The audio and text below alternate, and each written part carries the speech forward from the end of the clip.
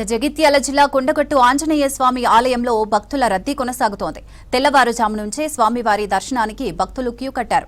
ప్రత్యేక పూజలు, అర్చనలు నిర్వహిస్తున్నారు భక్తులు. క్యూ లైన్లలో వేచి ఉండి స్వామివారిని దర్శించుకుంటున్నారు. భక్తుల రద్దీతో ఆలయ ప్రాంగణం సందడిగా మారింది. భక్తులకు ఎలాంటి ఇబ్బందులు లేకుండా ఆలయ అధికారులు ప్రత్యేక చర్యలు చేపట్టారు.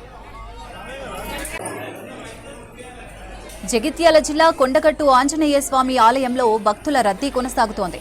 తెల్లవారుజాము నుంచే స్వామివారి దర్శనానికి భక్తులు క్యూ కట్టారు. ప్రత్యేక పూజలు, అర్చనలు నిర్వహిస్తున్నారు భక్తులు.